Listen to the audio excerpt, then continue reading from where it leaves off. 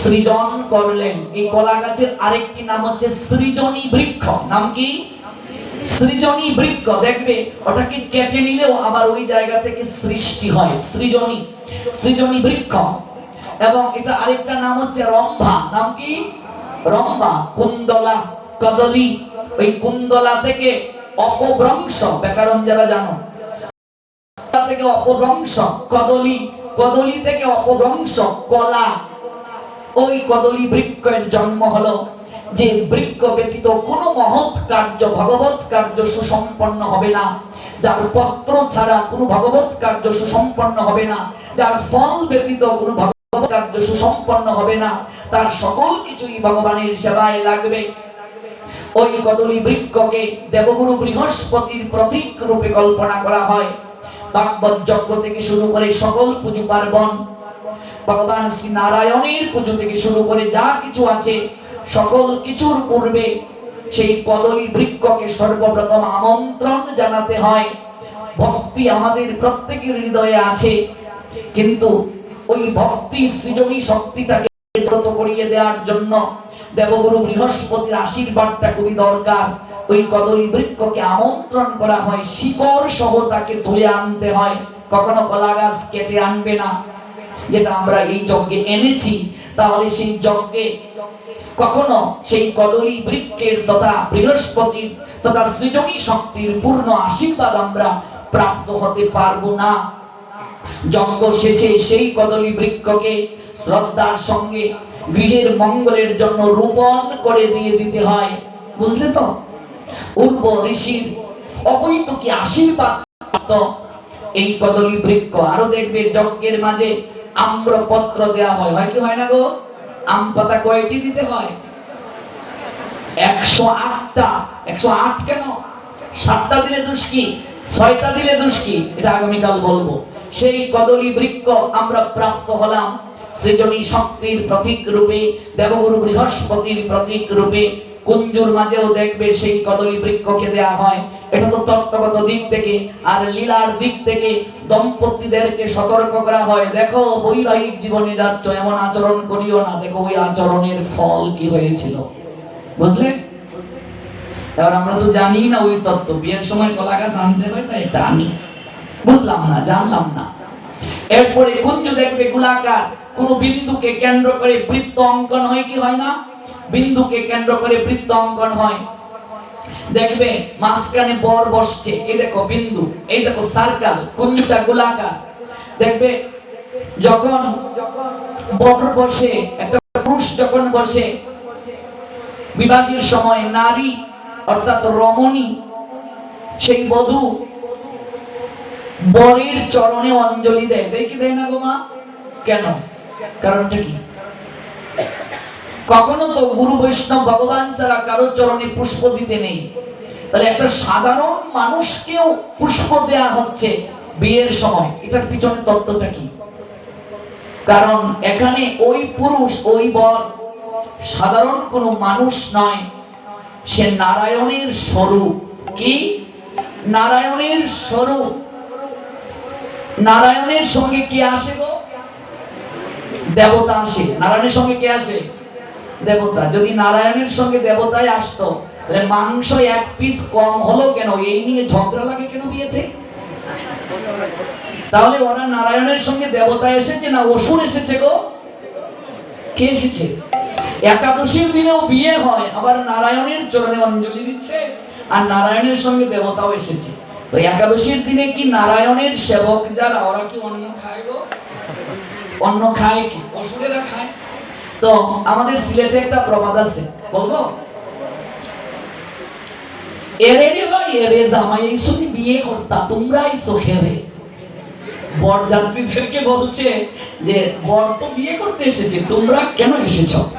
এবার উত্তর দিচ্ছে, উবারে ভাই উবা জামাই এইসব বিয়ে করতা, আমরা এসেছি শুভা। মানে দাঁড়া, কথা শুনে যা, কেন আমরা এসেছি। বর তো বিয়ে করতে এসেছে, আমরা শোভা মানে আমরা সৌন্দর্য। তাহলে নারায়ণের সঙ্গে আসছে দেবতা বৃন্দ, নারায়ণ স্বরূপে চরণে অঞ্জলি দেয়া হচ্ছে বরের চরণে। এবার এই নারায়ণ কুঞ্জ থেকে নামার পরই তার শালিকা, তার কাকি শাশুড়ি, জেঠি শাশুড়ি, নিজের শাশুড়ি মাছের মাথা দিয়ে নারায়ণকে খাওয়াচ্ছে। কি বুঝলে? বিবাহ যে করলে এগুলো ভাগবতের বাহিরে নয়, এগুলো মহাভারতের বাহিরে নয়। আপনি এমনিতে মাছ খাচ্ছেন, তামসিক খাবার গীতায় আছে, আপনি পারছেন না, ধীরে ধীরে তামসিক থেকে সাত্ত্বিকে আসুন। আমি এই নিয়ে কথা বলছি না, কিন্তু কয়েকটা অনুষ্ঠানে যদি মাছ কেউ করে, মাংস করে, মহা অপরাধ বলে গণ্য হবে, ওই যজ্ঞ নিষ্ফল হবে, এবং সেই যজ্ঞে আমি তামসিক কার্য করার কারণে ধীরে ধীরে আমার জীবন নরক যন্ত্রণায় ভরে যাবে। প্রথম যজ্ঞ শ্রাদ্ধ বাসর। শ্রাদ্ধ বাসর, বাসর শব্দের অর্থ মিলন। শ্রাদ্ধে কখনো মাছ মাংস করতে নেই। প্রমাণ কোথায়? শ্রীমদ্ ভাগবত সপ্তম স্কন্ধ 15তম অধ্যায় 7 নম্বর শ্লোক। এখানে ভাগবত আছে, দেখে নেবে। ঠিক বললাম না ভুল বললাম? শ্রীমদ্ ভাগবত সপ্তম স্কন্ধ 15তম অধ্যায় 7 নম্বর শ্লোক। নৌ দদ্দাত আমিষং শ্রাদ্ধে নৌ চদ্দাত ধর্ম তত্ত্ববিদ মুন্নৈ সৎ পরাপ্রীতির্যাতা ন পশু হিংসায়া। শ্রাদ্ধে আমিষ কখনো নিবেদন করবে না। আমিষের শ্রাদ্ধে যদি গিয়ে কেউ খায়, ওই ব্যক্তি জীবন দশায় যে পাপ করছে, পাপের একটা অংশ সে বহন করে নিয়ে আসবে। যদি কেউ উদার মনের অধিকারী হও, পাপ গ্রহণের ইচ্ছা থাকে, তাহলে আমিষের শ্রাদ্ধে গিয়ে খাও আর বেশি করে পাপ গ্রহণ করে নিয়ে এসো। জীবন দশায় না জেনে যত আমিষ শ্রাদ্ধে খেয়েছি, যে পাপ গ্রহণ করেছি, তারই আগে প্রায়শ্চিত্ত করো। ব্রহ্মবৈবর্ত পুরাণ বললেন 5টা জিনিস কলিযুগে নিষেধ। ওমা কয়টা? কলিগত জীবকে মানতে হবে। নাম্বার 1, অশ্বমেধ যজ্ঞ কলিযুগে নিষেধ। গোমেধ যজ্ঞ কলিযুগে নিষেধ। 3, দেবরের দ্বারা সন্তান উৎপাদন কলিযুগে নিষেধ। 4, শ্রাদ্ধে মাছ মাংস নিষেধ। আরেকটা আছে, পঞ্চম একটা আছে। 5টা জিনিস কলিযুগে নিষেধ। মায়াবাদ, সন্ন্যাস, এই 4টি অধিক গুরুত্বপূর্ণ। তারপর 5ম নম্বর দিয়েছে মায়াবাদ, সন্ন্যাস, অর্থাৎ ত্যাগী হওয়ার পর সংসারের প্রতি টান আছে, সংসারে যাচ্ছে, সন্তানাদি বউ বাচ্চার সঙ্গে সম্পর্ক রাখছে, অর্থবিত্ত দিচ্ছে, এই মায়াবাদ সন্ন্যাস কলিযুগে নিষেধ। এই 5টা কার্য কলিযুগের মানুষ করবে না। শ্রাদ্ধ বাসরে মাছ মাংস নিষেধ। যদি শ্রাদ্ধে মাছ মাংসের বিধান থাকতো, তাহলে এই কয়েকটা দিন ধরার চিহ্ন ধারণ করে কেন তার সন্তানেরা সাত্বিক জীবন যাপন করলো, ফলমূলাদি পেল, অভিসন্ন পেল? আপনাদের মনে কখনো কি প্রশ্ন জাগে না যে বাবা মা মারা গেলে ধরার চিহ্ন কেন গলায় ধারণ করতে হয়? কেন সে মাটিতে শয়ন করছে, এক বস্ত্রে আছে? কেন কোথাও যাওয়ার আগে একটা আসনকে পেতে বসছে? কেন গোষ্ঠীর সবাই কেউ মারা গেলে নিরামিষ খায়? এটাও আমরা অন্য কোনো একদিন এই ভাগবত পাঠে উত্তরটা দেব। শ্রাদ্ধে মাছ মাংস কখনো করতে নেই, এটা উচিত নয়। দ্বিতীয়, মনে রাখবে, বাৎসরিক শ্রাদ্ধে কখনো মাছ পরশ, মাছ মাংস এগুলো করতে নেই। জানি না আপনাদের অঞ্চলে মাছ পরশ শব্দ আছে কিনা। মানে শ্রাদ্ধ করার পর তোমরা এতদিন নিরামিষ খেলে, এবার মাছকে সমাজে উঠতে হবে, এই বলে সমাজের কিছু লোককে নিমন্ত্রণ করে ভুরি ভোজন করানো হয়। এটাও উচিত নয়।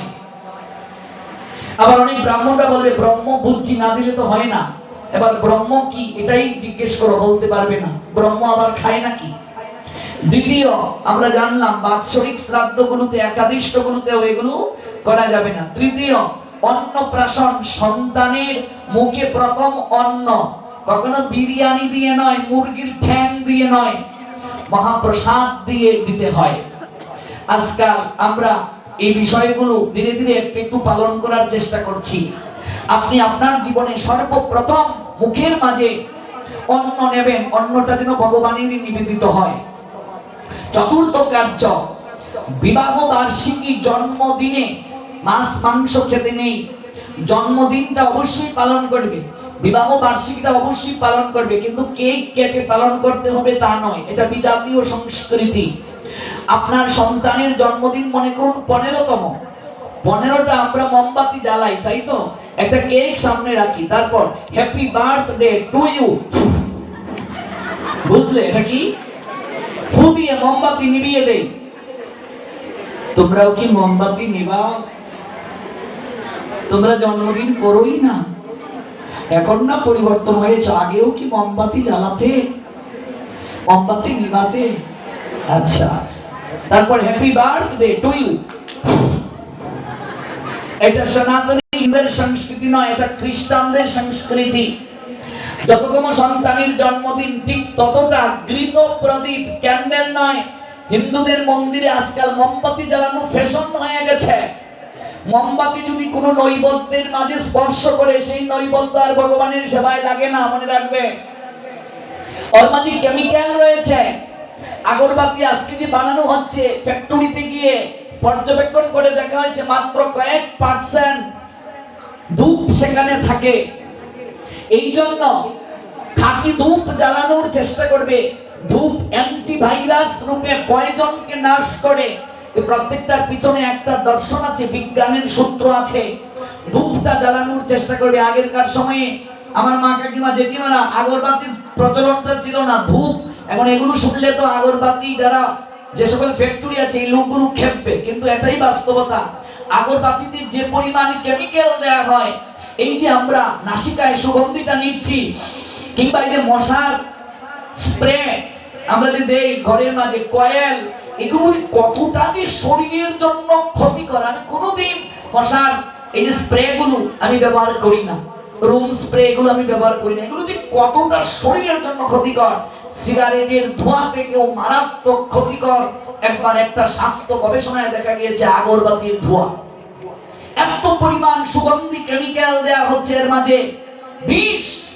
নাসিকায় নেওয়ার সঙ্গে সঙ্গে আমাদের ভেতরে ফুসফুসের যে কত ক্ষতি হচ্ছে আপনি কল্পনা করতে পারবেন না। কিন্তু ধূপ, ধূপ যখন জ্বালাবে, কি চমৎকার সুঘ্রাণ, ভেতরটা পবিত্র হয়ে যায়। বাকি সব যত ভাইরাস ব্যাকটেরিয়া ওই ধূপ বিনষ্ট করে দেয়। এই জন্য ধূপ জ্বালানোর চেষ্টা করাটাই আমাদের উত্তম। কেমন? ধূপটা খুবই গুরুত্বপূর্ণ। ঘৃত প্রদীপ জ্বালিয়ে দেবে, মোমবাতি নয়। যদি সন্তানের যততম জন্মদিন ঠিক ততটা ঘৃত প্রদীপ জ্বালিয়ে দেবে ভগবানের উদ্দেশ্যে। আমাদের সংস্কৃতি প্রদীপ নিবানোর সংস্কৃতি নয়, প্রদীপ জ্বালানোর সংস্কৃতি। অন্ধকার থেকে আমাকে আলোর পথে নিয়ে যাও, অসত্য থেকে সত্যের পথে নিয়ে যাও, মৃত্যু থেকে অমৃতের পথে নিয়ে যাও। উপনিষদে একটা শ্লোক আছে। এই জন্য আপনার সন্তানের জীবন যেন প্রদীপের আলোর মতো আলোকিত হয়।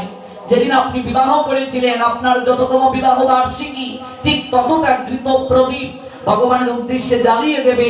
ওই প্রদীপের আলোর মতো যেন আপনার দাম্পত্য জীবন আলোকিত হয়। এবং বিবাহ বার্ষিকী আর জন্মদিনে যে বিশেষ রান্নাটা গোবিন্দকে না দিলেই নয়, দিতেই হবে, বলুন তো কি? পায়েস, পরমান্ন। জন্মদিনে বিবাহ বার্ষিকীতে অবশ্যই, অতি অবশ্যই আপনার স্ত্রীকে নিয়ে পার্টিতে চলে গেলে সেখানে নিয়ে গিয়ে একটু চল বা এটা নয়, একটু পায়েস রান্না করুন, একটু রাধারানীকে নিবেদিত একটা ফুলের মালা আপনার স্ত্রীর গলায় পরিয়ে দিন। আগে রাধারানীকে নিবেদন করুন যে আজকে তুমি যদি আমার জীবনে না আসতে, তাহলে তোমাকে নিয়ে আমি ভজন করতে পারতাম না। তুমি আমার জীবনে এসে আলোকিত করলে আমার জীবনকে। আপনিও একটু রবি ঠাকুরের মতো বলতে পারেন, ওগো তোমারই যেন ভালোবাসি শতরূপে শতবার, জনমে জনমে যুগে যুগে অনিবার, চিরকাল ধরে মুক্ত হৃদয়ে গাহিতেছে তব গান। আপনিও প্রেমের কবি নজরুলের মতো বলতে পারেন, দেখিয়াছি যবে তোমায় হৃদয়ে বাতায়ন খুলি, তোমারে চাহিয়া জেগেছি নিশিত, গিয়াছি গো ভালোবাসি, তোমার অপূর্ব হৃদয়ে লিখিলাম আমি আমার প্রণয়ে লিখা। এইটুকু হোক সান্ত্বনা মোর, পরকালে হোক না হোক দেখা। কিন্তু তোমায় যে পেলাম, তুমি যে আমার সঙ্গিনী হলে, আজকের এই দিনটা বিশেষ কারণে বিখ্যাত। তুমি আমার জীবনে এলে, তাই আমি ধন্য হলাম। ধন্য অবধন্য কেবল তোমারই জন্য। কিন্তু এটা যেন পার্টিতে গিয়ে এই যে হাত ধরে ধরে চলছে, এটা না, এটা হিন্দুদের সংস্কৃতি না। একটু মন্দিরে যাও বিশেষ দিনে স্ত্রীকে নিয়ে, একটু ভগবানকে পুজো দিয়ে আসো, একটু মালা পরিয়ে দাও রাধারানীকে, ওই মালাটা স্ত্রীকে পরিয়ে দাও, একটু পায়েস রান্না করে স্বামী স্ত্রী নিয়ে যাও। আর বিবাহ বার্ষিকীর দিনে, জন্মতিথিতে চুল কাটতে নেই, নখ ফেলতে নেই, স্বামী স্ত্রী সহবাস করতে নেই, মনে রাখবে।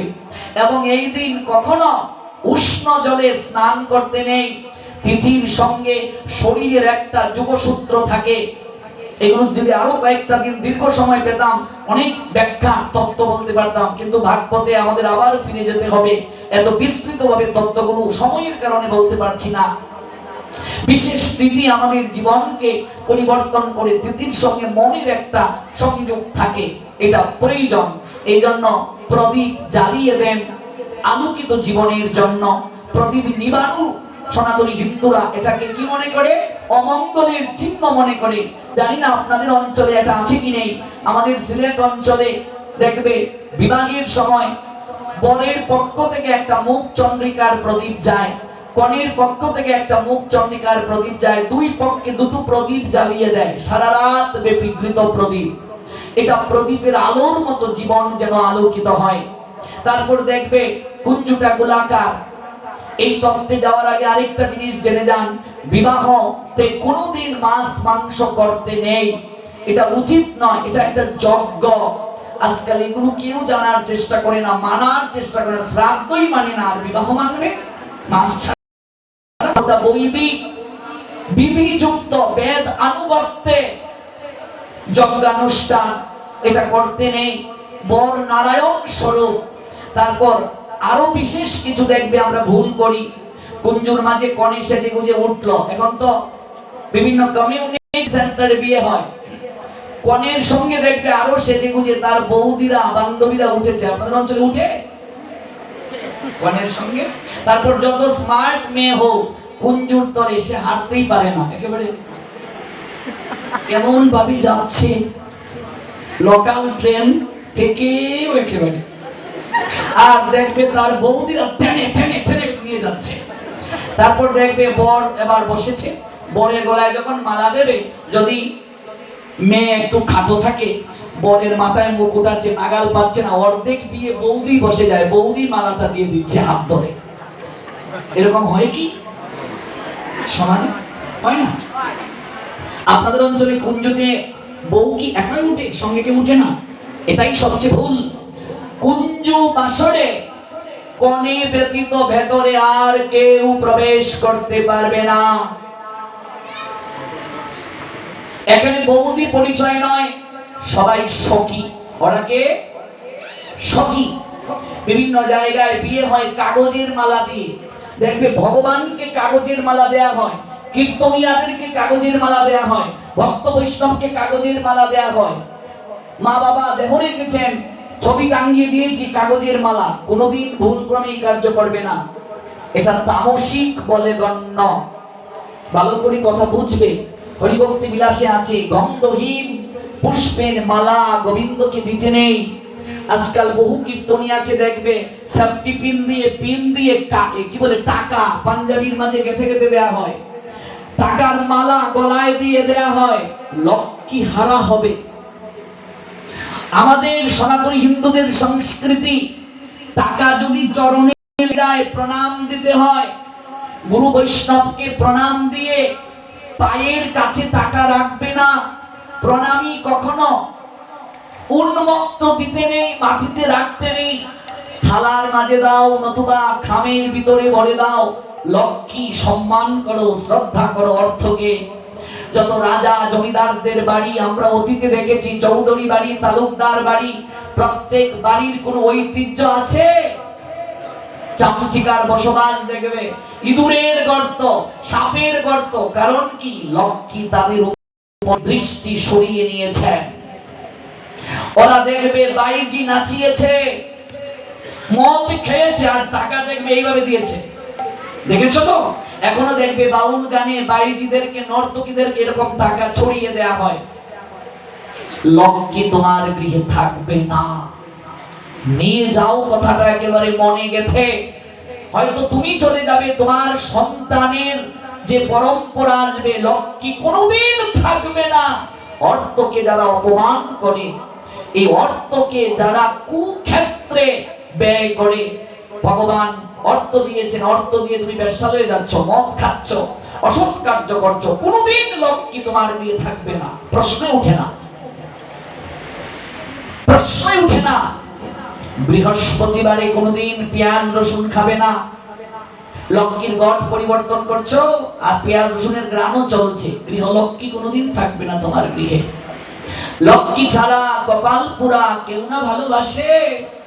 জগন্নাথ লক্ষ্মী হারা হয়ে 12 বছর নিজে অন্ন পর্যন্ত পাননি, আর আমরা তো খুব ছাড়। লক্ষ্মীর কৃপাটা দরকার। কুজাগরি লক্ষ্মী পূজা দেখবে পঞ্জিকায় লেখা আছে, কি আছে? কুজাগরি, কু কায়কার, ক ক মানে কে, জাগরি মানে জেগে আছো। লক্ষ্মী পূর্ণিমা একটা রীতি ছিল, এদিন ঘুমাতে নাই। জানি না আপনাদের এই যশোরের রীতিটা আছে কিনা। লক্ষ্মী পূর্ণিমায় ঘুমাতে নেই, জেগে থাকতে হয়। আমাদের মা বলতেন এই ঘুমাবি না কেন? নারকেল চুরি করে অনেকে নিয়ে যায়, বাতাবি লেবু চুরি করে নিয়ে যায়, সুপারি চুরি করে নিয়ে যায় লক্ষ্মী পূর্ণিমায়, এই জন্য জেগে জেগে থাকে। এজন্য না, লক্ষ্মী বৈকুণ্ঠ থেকে আসেন, দেখেন কে জেগে আছে। যে ঘরে দরজা জানালা খোলা, আলপনা দেয়া, ঘট প্রতিস্থাপন, সেই গৃহে গিয়ে মা লক্ষ্মী বসেন। লক্ষ্মী কেবল অর্থ সম্পদ দেন না, চরিত্র সম্পদ দেন, প্রেম সম্পদ দেন, কৃষ্ণ ধন তিনি দান করেন। যে মা লক্ষ্মীর জন্য আসন পেতে রেখেছে তার দিয়ে যান। আর যে বাড়িতে দরজা জানালা লাগিয়ে লক্ষ্মী পূর্ণিমার রাতে নাক দেখে ঘুমাচ্ছে, লক্ষ্মী বলবেন আমি গিয়েছিলাম কিন্তু তোর গৃহে প্রবেশ করতে পারি নাই, সব তো বন্ধ, তুই নাক দেখে ঘুমাচ্ছিস। লক্ষ্মীর একটা বিশেষ খাবার খুব প্রিয়, বলো তো কি? নাড়ু। হ্যাঁ নাড়ু। তবে নাড়ু এটা তো আছেই, কিন্তু বিশেষ খাবারটা হলো উদুকল। বুঝো মা উদুকল? এই যে গোপালকে যশোদা কোমরের মাঝে বেঁধে রেখেছেন, এটা দেখেছো তো? এটা হচ্ছে উদুকল। আমাদের সিলেটি ভাষায় এটাকে বলে গাই। আগেরকার সময়ে মানুষ ধান থেকে চাল বের করতো, ঠেকি না দেখি ছাড়া। ওই এখন না এই চাল নিয়ে গুড়ি করে মেশিন দিয়ে আনে। তোমরা গুড়ি কি করে করতে? ঢেকি তো এটা এইভাবে না, একটা এটাকে এই যে সংস্কৃতে উদুকল বলে। মা চিনে এটা কি বলে? যশোরের লোক কি বলে? কি উদুকল? তো ভাগবতের ভাষা, সংস্কৃত শব্দ। আচ্ছা, আমাদের লোক বলে গাই, আর আমরা যাই এটাকে আমরা বলি শেখাই। ধান যে আগেরকার দিনে এরকম করে করে ধান থেকে চাল করতো, গুড়ি করতো, আর ঢেকি তো এইভাবে একজন পা দিচ্ছে এইভাবে। এইটা এরকম একটা কাঠ দিয়ে কিংবা গাছের কিছু দিয়ে করা হতো, তারপর এটার মুখের মাঝে একটা কিছু দেয়া হতো, তারপরে এরকম এরকম। যেমন আগেরকার মায়েরা এরকম এরকম ধান ভাঙতো, ঢেকি তো আছি। এটাকে সংস্কৃতে বলে উদুকল। যশোদা এই উদুকলের মাঝে গোপালকে বন্ধন করেছিলেন, বুঝলে তো? দাম বন্ধন লীলা আছে ভাগবতে। এই উদুকলের মাঝে নারকেলকে টুক টুক টুক টুক টুক টুক করে ঝাক ঝাক ঝাক ঝাক করে দেবে, তারপর গুড় দেবে। কি দেবে? গুড়। নারকেল আর গুড় ভালো করে কুটবে, সঙ্গে দিবে চিরা। কি দেবে? চিরা। চিরা, নারকেল আর গুড়। তোমাদের তো খেজুরের গুড় খুব ভালো, এখন আর নেই। খেজুরের রস আছে, 5-6 দিন হয়ে গেলাম, এখন একটু পেলামই না। এবার এরকম চিরা, নারকেল আর তারপর গুড় এরকম দিলে, তারপর কুটলে, কুটার পরে এটা মা লক্ষ্মীর খুব প্রিয়। এই নবমীতে যেমন একটা নারকেলের একটা বিশেষ বিষয় আছে, তেমনি ভাবে মা লক্ষ্মীকে যদি কেউ ওই নারকেল, চিরা আর গুড় কুটে একসঙ্গে লক্ষ্মীকে নিবেদন করে, মা লক্ষ্মী বড় প্রীত হন, সন্তুষ্ট হন। আর লক্ষ্মী পূর্ণিমায় কেউ যদি নারকেল দান করে, অপরকে যদি দান করে, তাহলে তার অনেক কৃপা সাধিত হয়। এজন্য কু জাগরি লক্ষ্মী পূজা। কু মানে কে, জাগরি মানে জেগে আছো। কে জেগে আছো? বৈকুণ্ঠ থেকে মা লক্ষ্মী এসে গিয়ে আসনে উপবেশন করেন। এই লক্ষ্মী পূর্ণিমা, এই পূর্ণিমাটা অতি গুরুত্বপূর্ণ, মনে রাখবে। অমাবস্যা, পূর্ণিমা, সংক্রান্তি। গতকাল অনেকে আমায় প্রশ্ন করেছিলেন যে উত্তরায়ণ দক্ষিণায়ন কি, আমি এই নিয়ে ব্যাখ্যা করব। আর এই পাঠের মাঝে একদিন থাকবে প্রশ্ন উত্তর পর্ব। আপনাদের যার যত মনে প্রশ্ন আছে কাগজে লিখে নিয়ে আসবেন, তারপরে একদিন শুধু প্রশ্নের উত্তর দেয়া হবে দর্শকদের, কারণ আমরা অনেক কিছু জানতে চাই কিন্তু জানার মানুষ খুঁজে পাই না। কেমন? এই জন্য আমি যেখানেই পাঠে যাই একদিন রাখি প্রশ্ন উত্তর পর্ব। ভক্তদের যত মনের ইচ্ছা, যত প্রশ্ন সব কাগজে লিখে এনে জমা দেবে, একদিন কেবল প্রশ্নের উত্তর দেয়া হবে।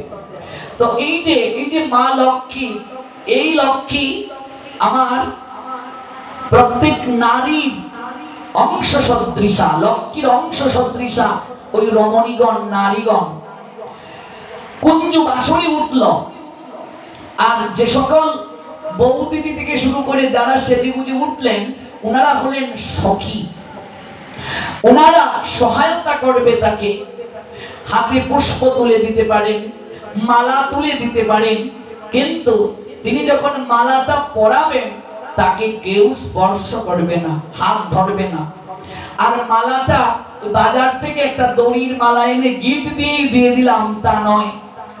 মালাটা নববধূ নিজে যদি সুতো দিয়ে গাঁথে সেটাই শ্রেষ্ঠ। এই নিয়ে একটা পদ আছে, আমরা শুনি প্রেমময়ী রাধারানীর মুখ থেকে। সখী রে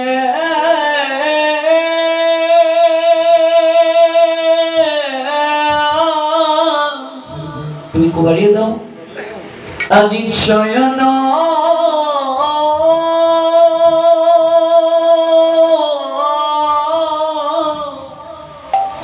করিয়া পুষ্প মনোরঙ্গে গাঁথিব মালা,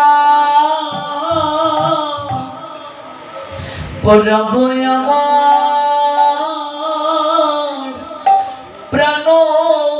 প্রাণনাথের গলে। সখী রে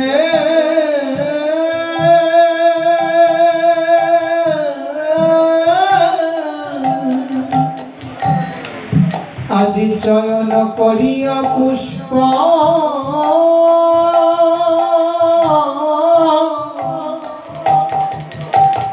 গাঁথিব মালা, পরাব আমার প্রাণনাথের গলে। সখী রে অনুরাগের গাথা মালা, সখী রে অনুরাগের গাথা মালা, সখী রে অনুরাগের গাথা মালা, অনুরাগের গাথা মালা। চয়ন করিয়া পুষ্প মনোরঙ্গে গাঁথিব মালা, পরাবো আমার প্রাণনাথের গলে। অনেকেই দেখবে বাজার থেকে দড়ির মালা এনে গিফট দিয়ে সাধু বৈষ্ণবদের গলায় পরিয়ে দেয়, দেখেছেন তো? এই হাত দিয়েছেন ভগবান, একটু সুতো দিয়ে মালা গাঁথবো, এই সময়টা আমাদের নেই, গিফট দিয়ে মালা দিয়ে দিচ্ছে, এটা অপরাধ। সুতো দিয়ে মালা হতে হবে, প্রমাণ আছে সপ্তম অধ্যায়ের 7 নম্বর শ্লোক গীতার।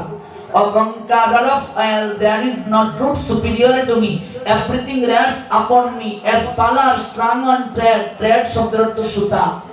মত্ত পরতরং ন অন্নত কিঞ্চিৎ অস্তি ধনঞ্জয় ময়ি সর্বমিদং প্রথম সূত্রে মণিগণাইব। সূত্রে যেমন মণিসমূহ গাঁথা থাকে, দেখুন সুতোর কথা আছে কি নেই? সুতো দিয়ে মালা গাঁথতে হবে। আর নববধূ তিনি নিজে যদি ওই মালাটা গাঁথেন তাহলেই সর্বশ্রেষ্ঠ। সকল সখীরা তাকে সহায়তা করবে, হাতের মাঝে পুষ্প তুলে দেবে, তিনি অঞ্জলি দেবেন বরের চরণে, কিন্তু তারা দরে দরে তাকে নিয়ে ঘুরবে না। কুঞ্জুর ভেতরে তাদের প্রবেশের অধিকার নেই, তারা চারিদিকে থাকবে। এটা দেখবে যজ্ঞ যে এই জন্য হরিধ্বনি দেয়া হয়, বিবাহ বাসরে হরিধ্বনি দেয়া হয় কি হয় না? এটা বাসর, যজ্ঞ বাসর, বিবাহ বাসর, কি যে চমৎকার তত্ত্ব আছে। তারপর 7টা পাক দেয়া হয়। এই 7 পাকের তাৎপর্য কি? কোন বিন্দুকে কেন্দ্র করে যখন কোণ উৎপন্ন হয়, এটার সঙ্গে একটা সায়েন্টিফিক ব্যাখ্যা আছে। কোন বিন্দুকে কেন্দ্র করে যখন কোণ উৎপন্ন হয় 360 ডিগ্রি কোণ উৎপন্ন হয়। 360 কে 1 2 3 4 5 6 7 সংখ্যা ছাড়া 8, 9, 360কে যদি এই সংখ্যাগুলো দিয়ে আপনি ভাগ করেন, 360কে ভাগ করা যাবে, কিন্তু 360কে কখনো 7 দ্বারা ভাগ করা যাবে না। 360কে যদি কেউ 7 দিয়ে ভাগ করার চেষ্টা করে দশমিক দেবে, অনন্তকাল ধরে এই ভাগ চলবে, কিন্তু ভাগ করা যাবে না।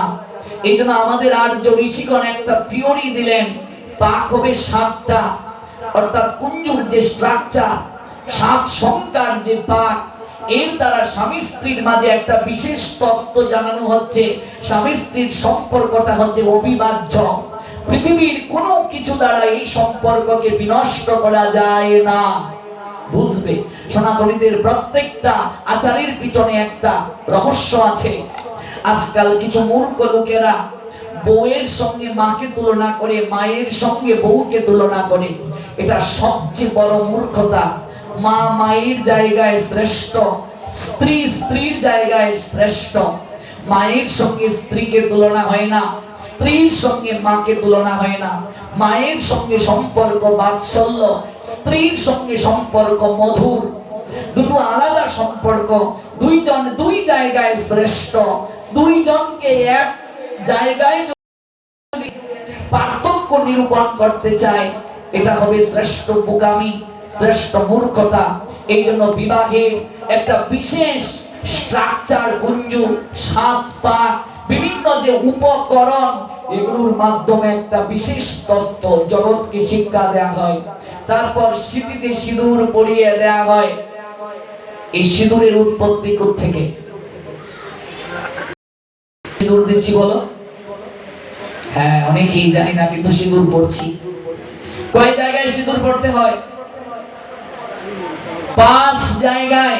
সর্বপ্রথম স্মৃতিতে ওম কৃষ্ণায় নমঃ, তারপর ললাটে ওম কেশবায় নমঃ, তারপর কণ্ঠে ওম গোবিন্দায় নমঃ, তারপর শঙ্কে। এই যে 5টা আঙ্গুল, 5টা আঙ্গুলের গুণ আছে। কখনো দাঁড়িয়ে দাঁড়িয়ে সিঁদুর পড়বে না। ড্রেসিং টেবিলের সামনে, আয়নার সামনে দাঁড়িয়ে, কখনো দিয়াশালের কাঠি দিয়ে, রূপার কাঠি দিয়ে, কটম্বার দিয়ে সিঁদুর পরিধান করবে না। অঙ্গুলি দিয়ে সিঁদুর দেবে। 5টা আঙ্গুলের 5টা গুণ আছে। এই কনিষ্ঠ অঙ্গুলি, এটাকে বলা হয় বন্ধনের প্রতীক। এই অঙ্গুলির নাম কি? এটা নাম কি? এটা হচ্ছে বন্ধনের প্রতীক। দেখবে ভ্রাতৃ দ্বিতীয়া তিথিতে ভগিনীরা ভাইয়ের কপালের মাঝে ফুটা দেয় কোন আঙ্গুল দিয়ে? কনিষ্ঠ অঙ্গুলি দিয়ে। কেন? আপনাদের মনে কি প্রশ্ন জেগেছে? কনিষ্ঠ অঙ্গুলি ছাড়া অন্য কোনো আঙ্গুল দিয়েও তো ফুটা দেওয়া যেত, এই অঙ্গুলিটাই কেন? ভাইয়ের কপালে দিলাম ফুটা, জমের দুয়ারে পড়লো কাটা, যমুনা দেয় জমকে ফুটা, আমি দিলাম আমার ভাইকে ফুটা। কারণটা কি? এই কনিষ্ঠ অঙ্গুলিটা কেন? হ্যাঁ, ফুটা দিচ্ছ কিন্তু জানো না। বন্ধনের প্রতীক।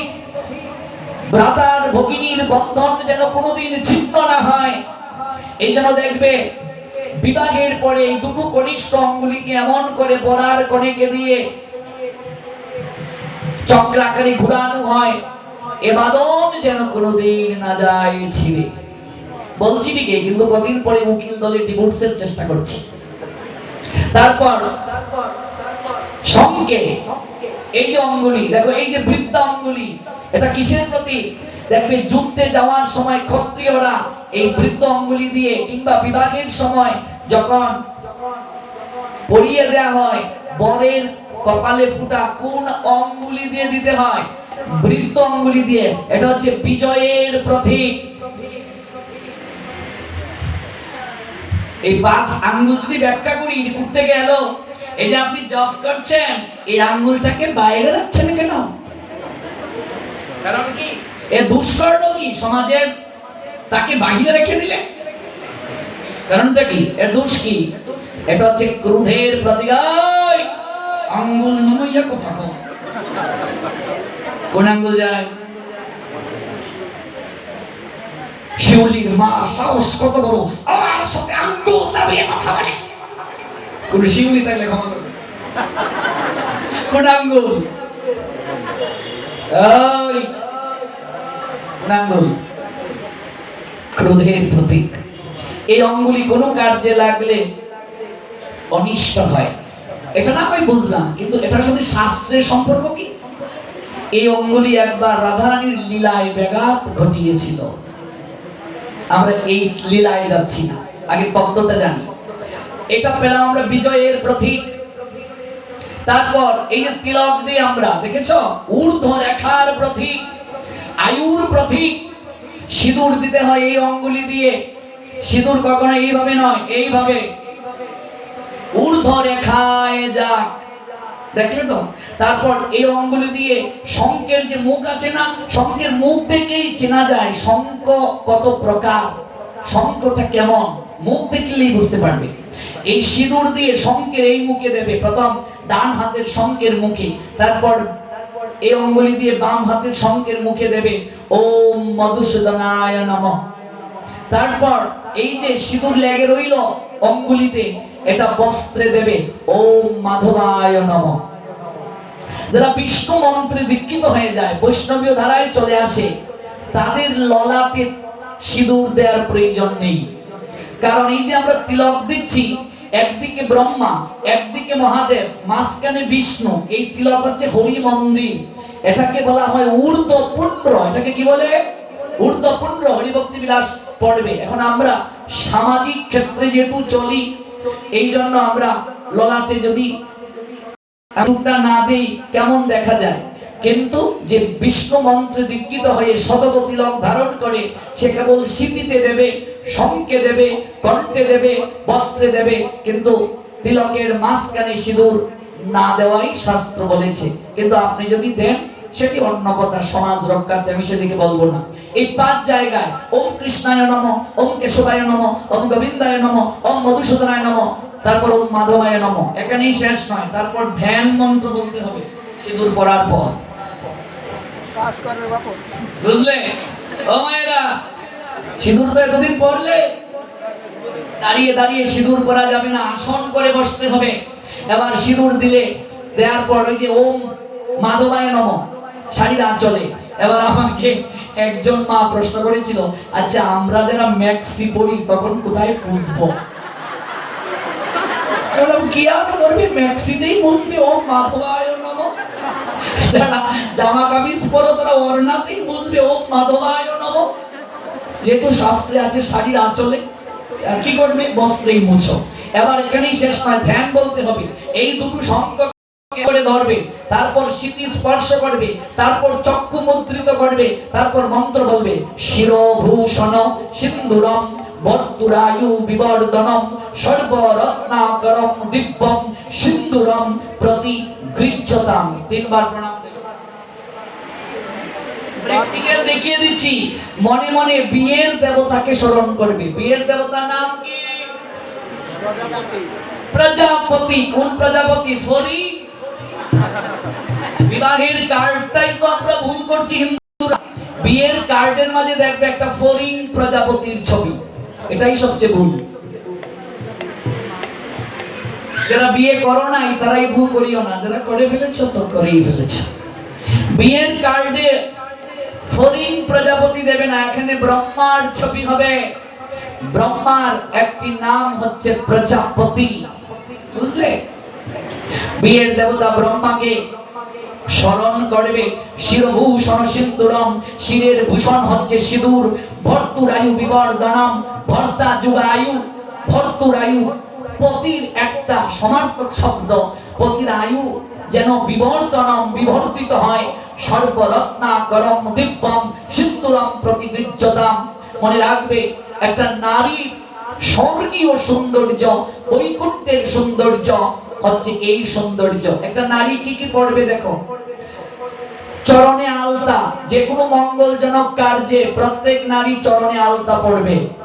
এবার 50 বছর যিনি আমার মাসিমা, তিনিও পড়বেন। বয়সের সঙ্গে এটা সম্পর্ক নেই, কিন্তু পাশের বাড়ি মন্তরার মতো একজন কেউ বলবে দেখ দেখ দেখ দেখ দেখ মা কি তাই দম কি থা, এই বয়সতে আলতা পড়ে, শুনবে না? মঙ্গলজনক কার্যে আলতা পড়তে হয়, লক্ষ্মীর প্রতীক, বুঝলে মায়েরা?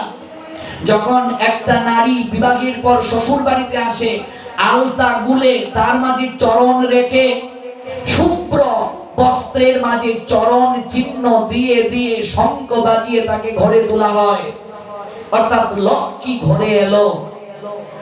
বুঝলে? শঙ্খ বাজিয়ে যে আমরা বলছি মাকে ঘরে এনেছি, লক্ষ্মীর পূজা করলে, দুর্গা পূজা করলে আর ঘরের লক্ষ্মীকে মারলে লক্ষ্মী কোনোদিন ঘরে থাকবে না। বারবার একটা কথা বলে যাচ্ছি, আমাদের বয়সী যে সকল পুরুষ আছেন কোনোদিন স্ত্রীর গায়ে হাত তুলবে না, শাস্ত্র নিষিদ্ধ করেছে। মান অভিমান ভুল বুঝাবুঝি হতে পারে, তাকে বুঝাবে, একটু শাসন করো, কিন্তু গায়ে হাত তুলবে না। যে পতি পত্নীর চুল ধরে টানে তার আয়ু নষ্ট হয়ে যায়, আর যে বৈষ্ণবের শিকা ধরে টান দেয়া হয়, কখনো খেলার চলে মজা করেও শিকা ধরে টানবে না, আয়ু নষ্ট হয়ে যায়। শিকা কর্তন করলে তত্ত্বকৃচ্ছ নামক তাকে প্রায়শ্চিত্ত করতে হয়। শিকা ঢং করে রেখে দিলাম, অমুক রেখেছে আমিও রাখলাম, তারপর এটার কোনো যত্ন নেই, এটার কোনো কার্য নেই, কিচ্ছু নেই। শিকা উন্মুক্ত রাখতে নেই, শিকা বন্ধন করে রাখতে হয়। শিকা নিয়ে আমার যে গ্রন্থ বের হবে বিস্তৃতভাবে ব্যাখ্যা আছে। টয়লেট বাথরুমে যাওয়ার সময় শিকা খুলে যেতে হয়, তারপর ঘুমানোর সময় শিকা খুলে ঘুমাতে হয়। অনেক অনেক অনেক অনেক অনেক তত্ত্ব আছে। শিকা উন্মুক্ত থাকলে আয়ু কমে যাবে, ভক্তি দেবী পলায়ন করবে, অনেক অনেক অনেক তত্ত্ব আছে। চুল কখনো স্ত্রীর ধরে টানবে না। পৃথিবীর ইতিহাসে দুঃশাসনকে মহাভারতে সবচেয়ে বেশি শাস্তি দিয়ে মারা হয়েছিল। তার বক্ষ বিদীর্ণ করে রক্ত পান করেছিল ভীম। কেন জানো? সে দ্রৌপদীর চুল টেনে টেনে তাকে অন্দর মহল থেকে রাজসভায় এনেছিল। এই জন্য মহাভারতের ইতিহাসে দুঃশাসনকে সবচেয়ে বেশি শাস্তি ভগবান ভীমকে দিয়ে দেওয়ালেন। কৃষক রাজার নাম শুনেছো মহাভারতে? যার হাজার হাজার হাতির বল ছিল, ভীম পর্যন্ত